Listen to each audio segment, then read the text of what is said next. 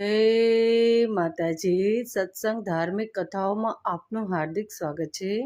આજે આપણે ચૈત્ર મહિનામાં આવતી નવરાત્રીનું મહાત્મય, પૂજા વિધિ, વ્રત કઈ રીતે કરવું, શું ન કરવું, કળશ સ્થાપના કઈ રીતે કરવી, જવારા આપણે કઈ રીતે વાવવા, ઉપવાસ કઈ રીતે કરવો અને માતાની આપણે સેવા પૂજા કઈ રીતે કરવું, મંત્ર જાપ કઈ રીતે કરવા વગેરે વિશે આપણે જાણીશું.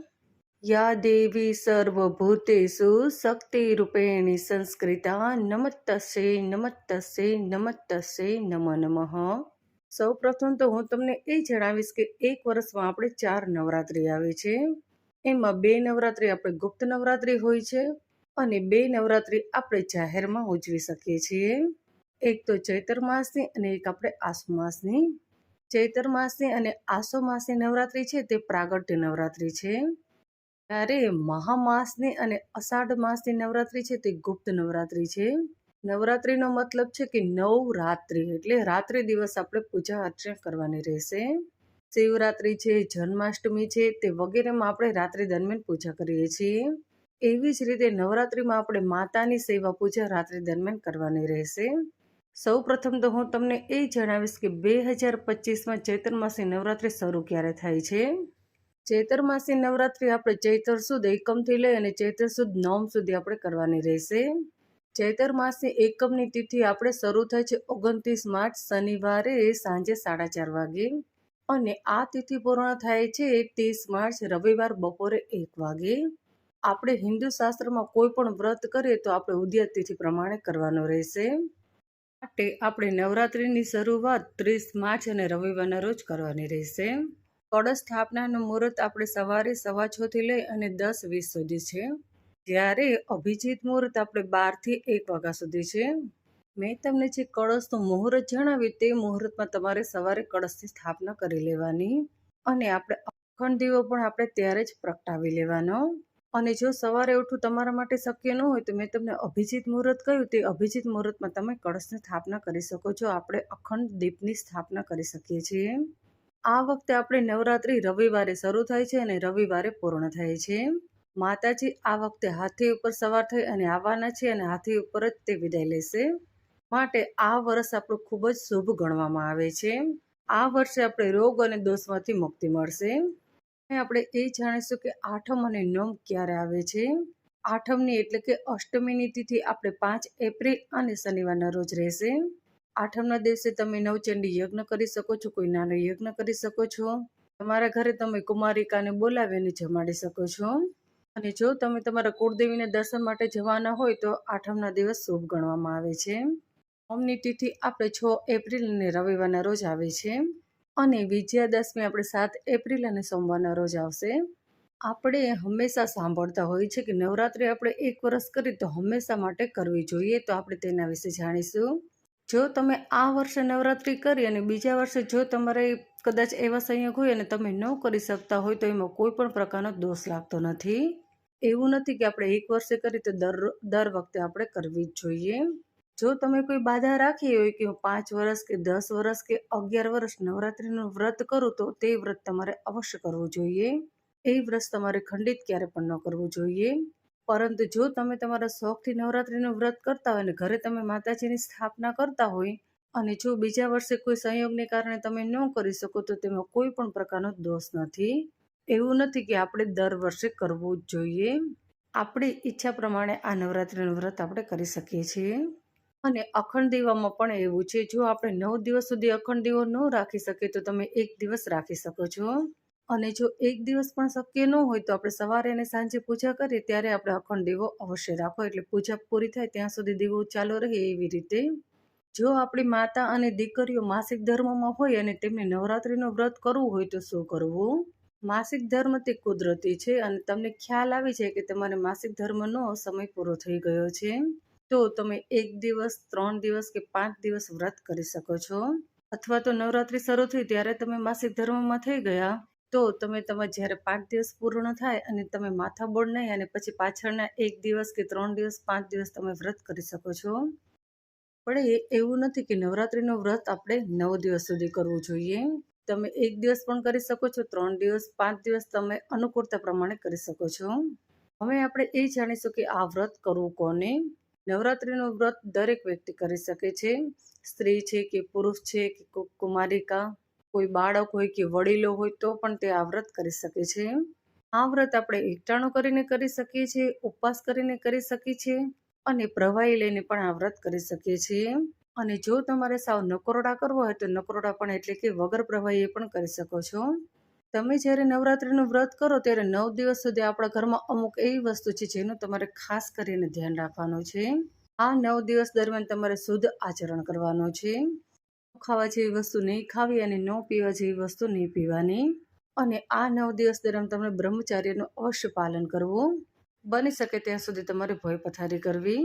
નવરાત્રિની શરૂઆત થાય એ પહેલાં તમારે ઘર અવશ્ય સાફ કરવું અને તમારે મનથી પણ પવિત્ર રહેવાનું છે. આ 9 દિવસ દરમિયાન તમારે કોઈની નિંદા કોટલી નથી કરવાની, અસત્ય નથી બોલવાનું. બની શકે ત્યાં સુધી તમારે મૌન ધારણ કરવાનું છે, કારણ કે મૌન તે માતાજીને ખૂબ જ પ્રિય છે.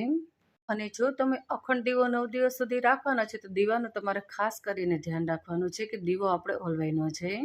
બની શકે ત્યાં સુધી તમારે આ 9 દિવસ દરમિયાન બહાર ન જવું.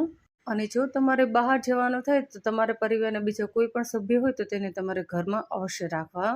એટલે કે આપણે બહારથી તાળું વાંચી અને બહાર નહીં જવાનું. એટલે પરિવારના કોઈ એક સભ્યને અવશ્ય ઘરમાં હાજર રહેવું.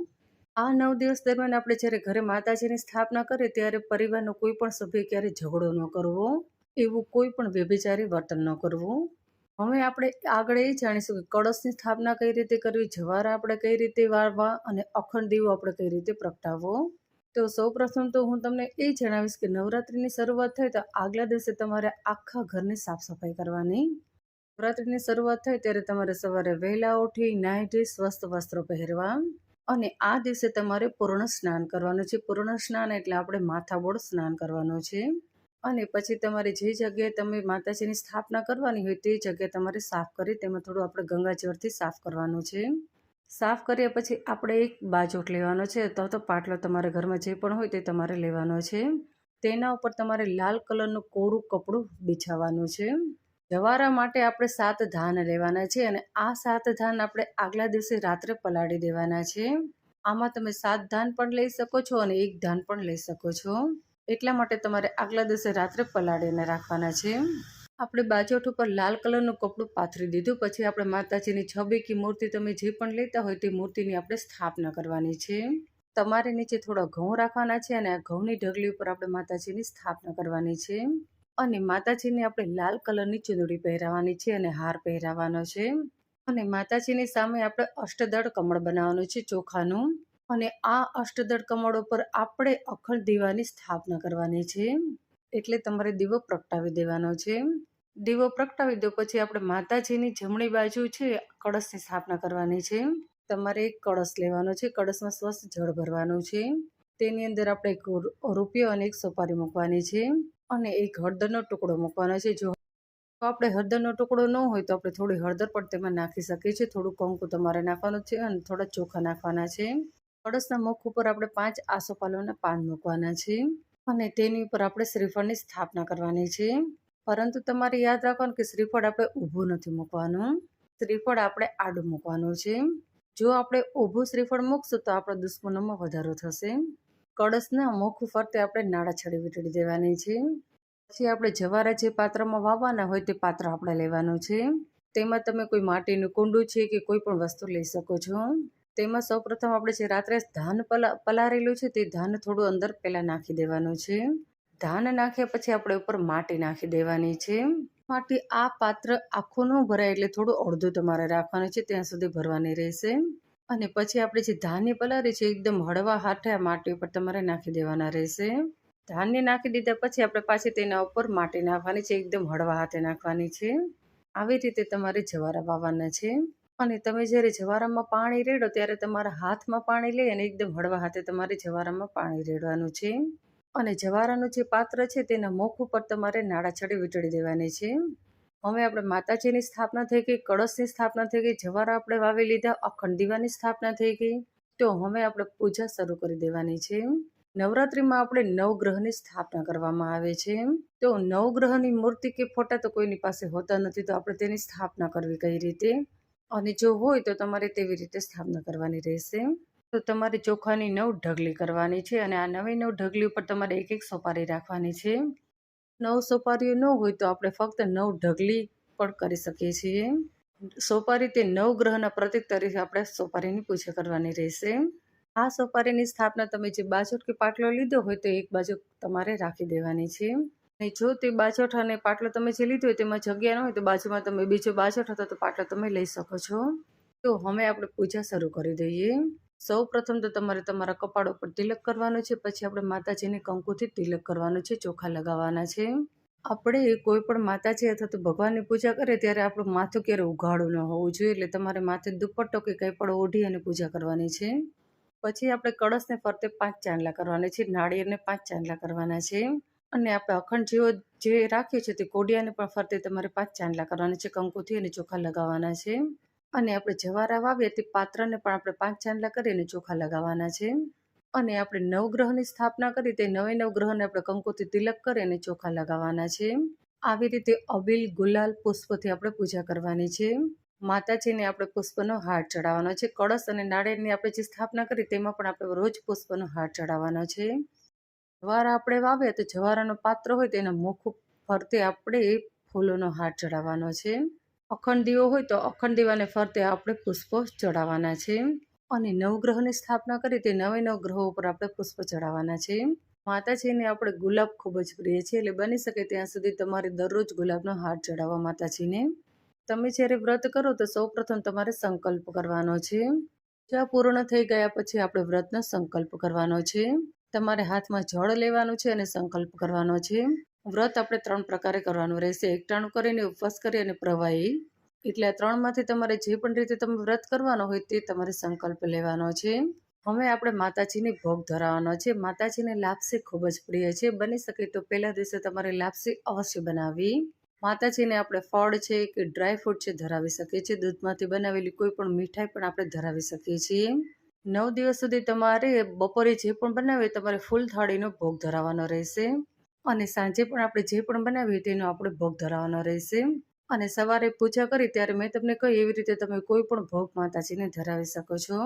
જ્યારે તમે ભોગ ધરાવો ત્યારે તુલસીપત્ર તમારે નથી અર્પિત કરવાના.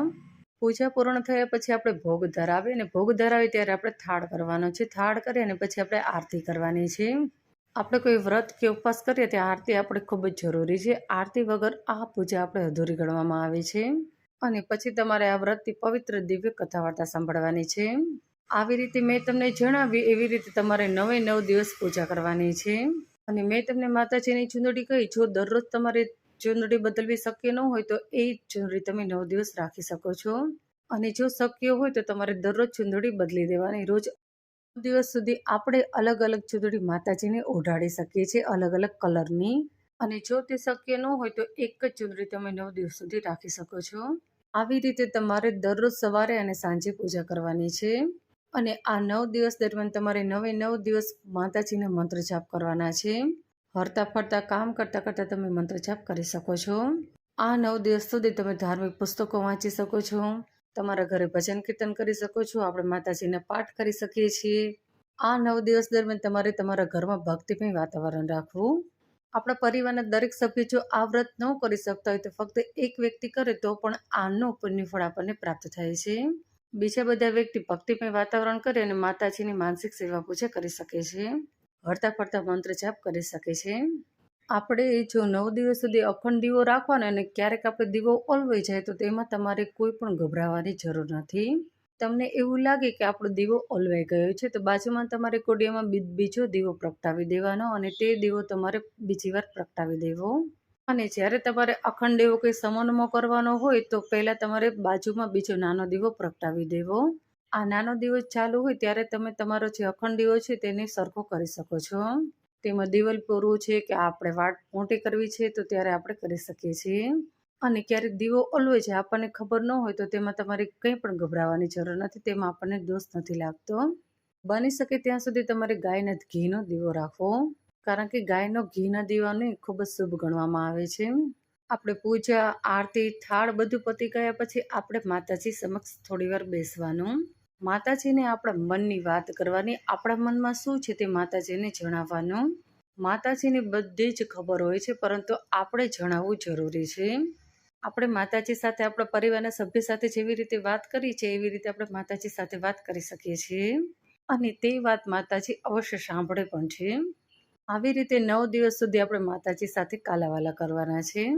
નવરાત્રિમાં આપણે આઠમનું ખૂબ જ મહત્વ છે. આઠમના દિવસે તમારે તમારા ઘરે નાનો યજ્ઞ કરી શકો છો, નાની પૂજા કરી શકો છો.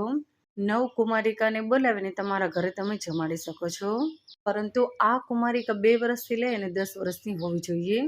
10 વર્ષથી મોટી હોય તો તેને તમે તમારા ઘરે જમવા માટે નથી બોલાવી શકતા. આવી રીતે આપણે 9 દિવસ સુધી પૂર્ણ શ્રદ્ધા અને ભક્તિભાવપૂર્વક માતાજીની સેવા પૂજા કરવાની છે, અને બની શકે એટલે આપણે મંત્ર જાપ કરવાના છે. હવે આપણે એ જાણીશું કે નવરાત્રિ પૂર્ણ થઈ ગયા પછી આપણે તેનું ઉત્થાપન કઈ રીતે કરવું. નવરાત્રિના વ્રતનું ઉત્થાપન આપણે દસમના દિવસે કરવાનું રહેશે. દસમના દિવસે આપણે દરરોજ જેવી રીતે આપણે માતાજીની પૂજા કરતા હતા એવી જ રીતે આપણે પૂજા કરવાની છે. પૂજા પૂર્ણ થઈ ગયા પછી આપણે જે શ્રીફળ છે તે શ્રીફળને વધેરી દેવાનું છે, અને આપણા પરિવારના સભ્યોને પ્રસાદ તરીકે વહેંચી લેવાનું છે. અને આપણે કળશમાં જે પાણી હતું તે પાણી આપણે આખા ઘરમાં છંટકાવ કરવાનો છે, અને આ પાણીને આપણે તુલસી ક્યારામાં રેડી દેવાનું છે. અને આપણે જવારા જે વાવ્યા હતા તે જવારા તમે ગાયને ખવડાવી શકો છો, અથવા તો તમારા ઘરમાં કોઈ બગીચો હોય તો તે આપણે જે માટી હોય તે માટીની ઉપર બીજો કોઈ વૃક્ષ આપણે વાવી શકીએ છીએ. અને માતાજીની છબી કે મૂર્તિ આપણે જે પણ લીધી તે તમે તમારા ઘરના મંદિરમાં રાખી શકો છો. અને આપણે સોપારી લીધી તે સોપારી તમે તમારા ઘરમાં મૂકી શકો છો. આવતા વર્ષે આપણે ફરીથી તેની સ્થાપના કરી શકીએ છીએ. અને ચોખા અને ઘઉં આપણે જે લીધા તે આપણે પક્ષીઓને ચણ તરીકે નાખી દેવાના છે. નવરાત્રિ પૂર્ણ થાય પછી આપણે કોઈ સુહાગન સ્ત્રી હોય તો તેને આપણે અખંડ સૌભાગ્યવતીની કોઈ પણ ચિહ્નોની વસ્તુ આપી શકીએ છીએ, જેમ કે સાડી છે, બંગડી છે, સિંદૂરની ડબ્બી છે, ચાંદલાનું પેકેટ છે વગેરે. આપણે માતાજીને દરરોજ અલગ અલગ હાર ચડાવતા હતા. આ હાર તમારે ભેગા કરીને રાખવાના છે. પછી તમારે કોઈ સારા સ્થળે જઈ અને તેનું વિસર્જન કરવાનું છે. એટલે કે કોઈ નદી કે તળાવ હોય તો તેમાં તમારે તે હાર નાખી દેવાના છે.